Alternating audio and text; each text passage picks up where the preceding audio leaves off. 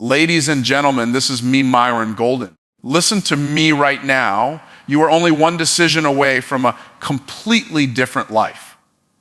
Your past is a chapter, not the whole story. It's a season you went through, not a sentence you must serve. Too many people walk through life with their heads down, not because of what they are facing now, but because of what they can't stop remembering from before. They're carrying a backpack full of regret, shame, and guilt, and they've mistaken it for identity.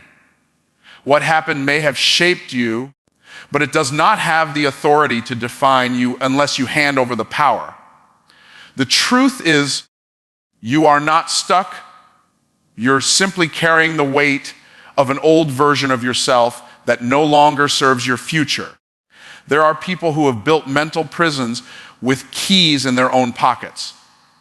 They rehearse every failure, every betrayal, every disappointment until those experiences become their emotional home. But just because something felt real doesn't mean it still deserves a place in your reality. You may have been rejected. You may have failed. You may have made some choices that didn't honor your worth.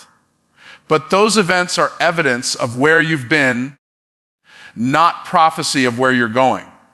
Growth doesn't mean you forget what happened. It means you stop letting what happened narrate your next step.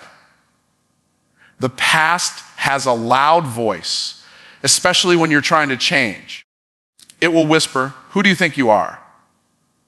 When you start dreaming, it will shout, "You've tried this before." When you attempt something new, that voice isn't the truth. It's the echo of an old version of you that's scared of your next level.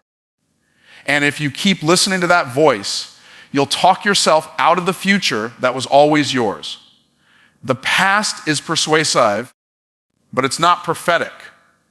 What you did is not who you are. Where you failed is not where you're destined to stay. Pain can become familiar, and familiar can start to feel safe. Sometimes people would rather stay in the predictability of brokenness than risk the uncertainty of transformation. But nothing grows in safety. Nothing changes in comfort. You've got to recognize that the version of you that was hurt, lost, confused, or broken is not unworthy. It was under construction. Just like a seed has to break before it grows.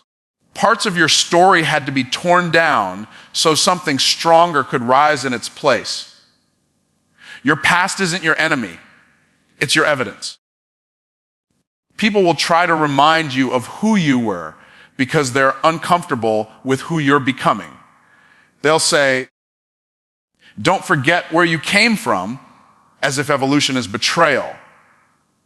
But remembering where you came from should empower you, not imprison you.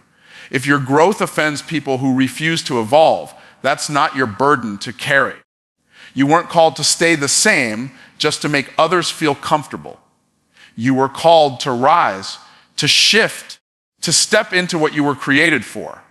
Staying stuck to protect someone else's opinion is a form of self-abandonment. The enemy doesn't fight your past. He fights your potential.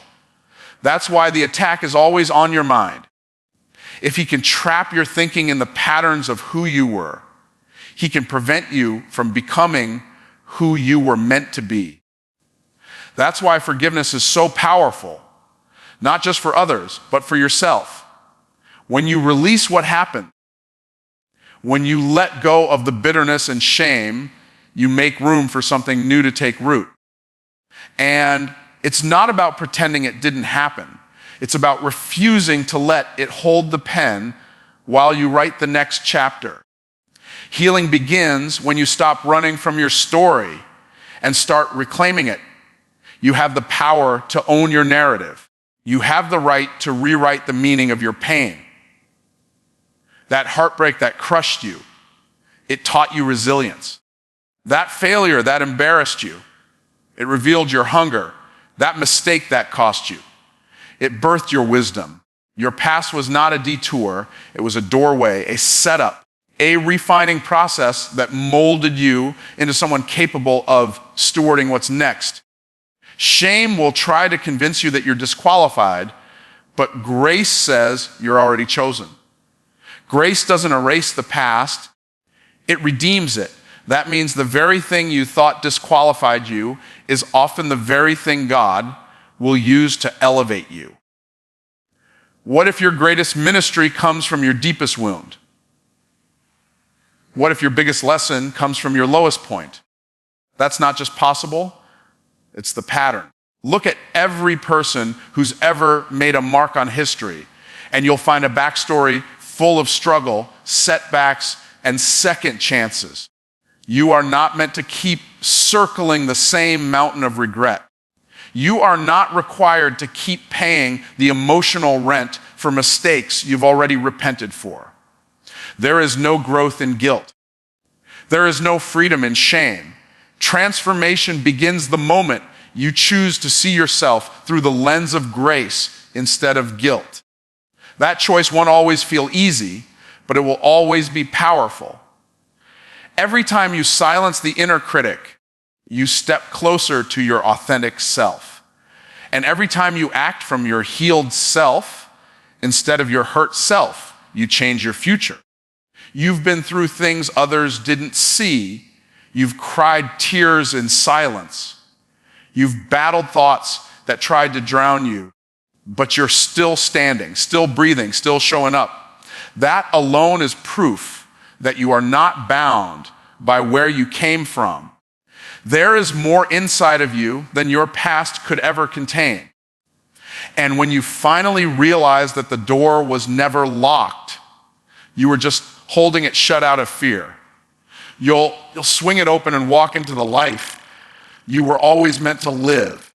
Words are not just sounds that fill the air, they are seeds that shape reality.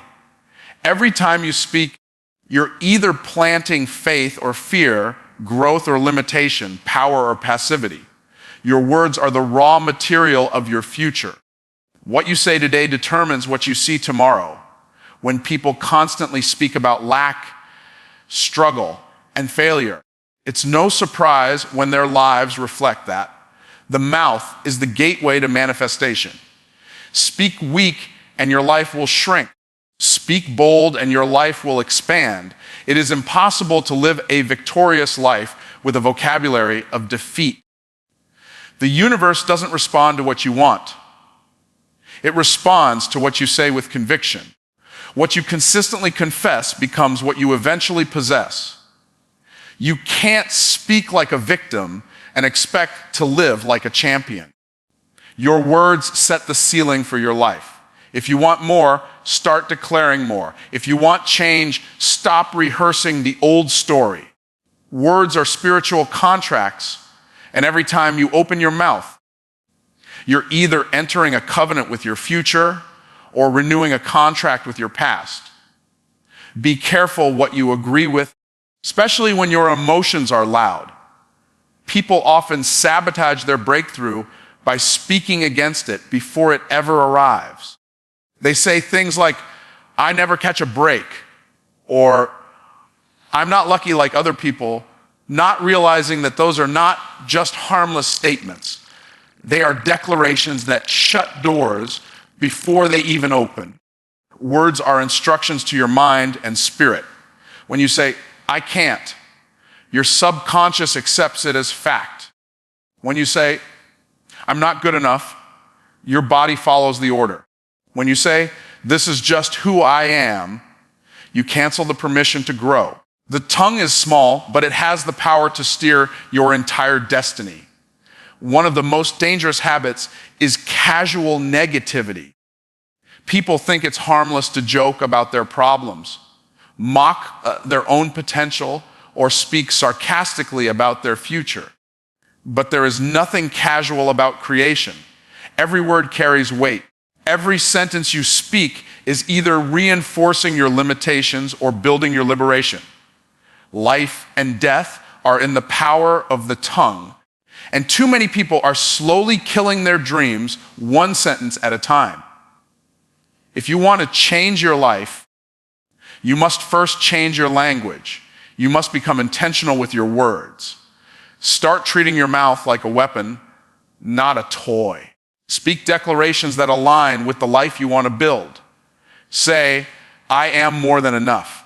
Say, I am favored and chosen. Say, doors are opening for me that no man can shut. These words might feel uncomfortable at first, especially if you're used to speaking from pain. But the discomfort is a sign that you're stepping into a new frequency. Your spirit will respond to what your mouth initiates. Faith is activated through declaration before it's ever confirmed by circumstance. Some people wait for their life to change before they speak differently. That's backwards. Your life changes after you speak differently. Speech is the spark that ignites transformation. You don't wait for evidence to declare victory. You speak victory until the evidence shows up. That's how vision works. You speak what's unseen until it becomes seen. And the more you speak it, the more your mind begins to believe it. Eventually, what you once said by faith becomes your lived reality.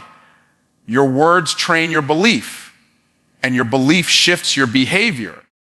Even your identity is shaped by what you say.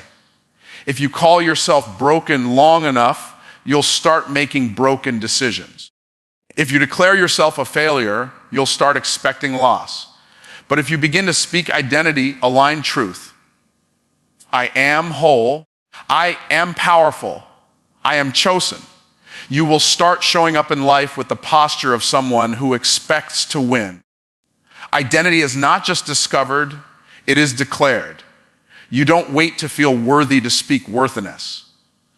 You speak it until you live it. This is the power of prophetic speech, not predicting the future, but commanding it. There is nothing mystical about the power of words. It is spiritual law. Words are the blueprint of what's being built in your life. Just like an architect needs a drawing before a structure can rise, your life needs a verbal foundation before manifestation can happen. Speak direction, not confusion. Speak peace, not chaos. Speak increase, not lack. Speak healing, not sickness. The life you're building is a direct reflection of the language you're using. If you don't like what you see, check what you've been saying. You were never meant to echo the noise of the world. You were designed to declare truth with authority. That's why silence in moments of challenge can be dangerous. It gives fear the space to speak louder than faith. When life pushes against you, you must push back with your words. Declare, even through tears. Speak power, even in weakness. Proclaim vision, even in darkness. Your situation may be temporary, but your words are eternal. Don't let your current reality silence your eternal truth. Words are not meant for small talk. They are meant for creation, command, and calling. You have been given the power to speak things that are not as though they are. That's not fantasy. It's faith in action. And faith always speaks before it sees. The problem is not that we don't have the power. The problem is that we've misused it, wasted it, or remained unaware of it. But the moment you start speaking like someone who knows who they are, your world will begin to transform one sentence at a time. The idea that you must wait until you're fully prepared is one of the greatest lies keeping people stuck in cycles of delay and frustration. If you study anyone who's done something significant, you'll find a common thread. They started before they felt ready. Readiness is often a feeling that never arrives. And if it does, it's usually after you've already taken the leap. Waiting for readiness is a form of disguised fear. It's fear wearing a mask of logic. It sounds smart, but it's rooted in doubt. The truth is, if you're called to it, you're already equipped for it, whether you feel it or not. Feeling ready is a comfort-based emotion, but growth is never born from comfort. It's born from discomfort, from pressure, from movement. People say they're waiting for confirmation, but what they really mean is they want certainty. Certainty is the luxury of hindsight. You don't get certainty at the beginning. You get it after you've walked through the unknown. Every powerful step forward is taken in the presence of uncertainty. The only question is whether your courage is louder than your fear in that moment. Fear always shows up when you're standing at the edge of growth. It tries to protect you from pain, but it also shields you from purpose. There's nothing wrong with being afraid. Fear is human. But the danger is letting fear become the decision maker. When you hesitate because of fear, you give power to the lie that you're not ready. But when you act in spite of fear, you prove to yourself that readiness was never the issue. It was always belief. Belief doesn't eliminate fear. It just overrides it. The most dangerous time to wait is when you already know what you're supposed to do. There's a moment when the assignment becomes clear, the next step is visible, but hesitation creeps in under the disguise of planning, researching, or getting more information. Those words sound responsible, but they often mask procrastination rooted in fear of failure. At some point, more information won't help. The only thing that will create clarity is motion. Action clears the fog. Movement reveals the path. Progress doesn't come from thinking about the next step. It comes from taking it.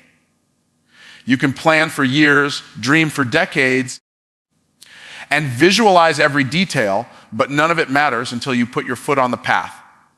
Faith without works is dead, and so is potential without motion. You don't need to know the whole staircase to take the first step. You don't need the full plan to make the first move. Sometimes God gives you just enough to test your obedience. And until you move, the next door won't open. If you study the psychology of greatness, you'll find that those who excel aren't the ones with the most confidence at the start. They're the ones who act before their confidence arrives.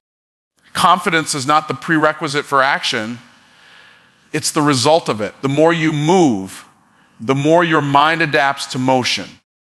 The more risks you take, the more your spirit strengthens under pressure. Confidence is earned through obedience to the uncomfortable. It is not gifted, it is grown. The belief that you're not qualified often stems from comparing your behind the scenes to someone else's highlight reel. You see their polished results and compare it to your messy beginning. But what you don't see is their own fearful start, their private doubts, and the many times they moved before they felt ready.